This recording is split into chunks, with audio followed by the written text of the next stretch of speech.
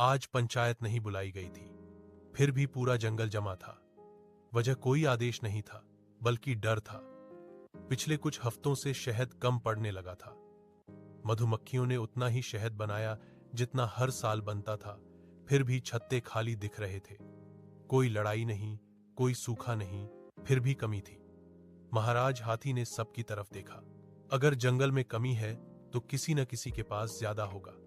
उसने धीमे लेकिन भारी स्वर में कहा। लोमड़ी मुस्कुराई। महाराज, यह सिर्फ मौसम का असर है। हर साल ऐसा होता है। भैंसा बोला, मौसम पेट नहीं काटता, पेट काटता है हिसाब। महाराज हाथी ने फैसला सुनाया। आज से शहद का सारा भंडारण केंद्रीय छत्ते में होगा। कोई भी जानवर निजी तौर पर शहद जमा नहीं करेगा। छोटे जानवर सहम गए। बंदर फुसफुसाया, अब भूख भी परमिशन से लगेगी। शुरुआत में सब ठीक दिखा। केंद्रीय छत्ता भरा भरा लग रहा था। कागजों में हिसाब सही था, लेकिन कुछ ही दिनों में अजीब बातें होने लगी। रात में कुछ रास्ते ज्यादा इस्तेमाल होने लगे। दिन में कुछ जानवर जरूरत से ज्यादा ताकतवर दिखने लगे। सियार, जो हिसाब लिखता था, बोला, सब रिकॉर्ड में है, कमी का सवाल ही नहीं। लेकिन खरगोश की मां बीमार थी और उसे शहद नहीं मिला। भेड़ ने शिकायत की तो जवाब मिला, कल आना, आज स्टॉक अपडेट हो रहा है। अपडेट कभी पूरा नहीं हुआ। उधर तेंदुआ अचानक बड़ी गुफा में रहने लगा। उसके आसपास भालू गार्ड थे। उसने कभी शहद मांगा नहीं, फिर भी उसकी ताकत बढ़ती जा रही थी। कस की हैद मांगा नहीं, जो हमेशा चुप रहता था।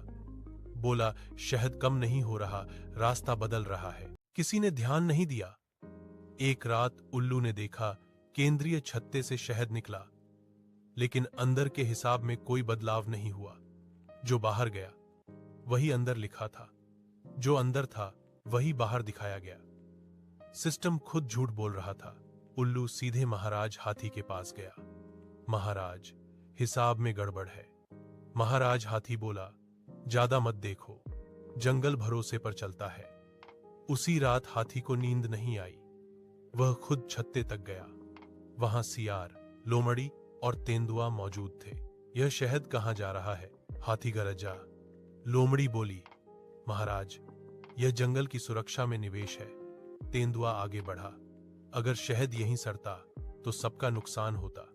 अब इससे ताकत बन रही है, आपकी भी। महाराज हाथी चुप हो गया। अगले दिन से सवाल पूछने वाले कम होते गए। जो पूछता वही अलग हो जाता। लेकिन उल्लू रुका नहीं। उसने मधुमक्खियों से बात की। उन्हें बताया कि उनका शहद किसके हाथ जा रहा है।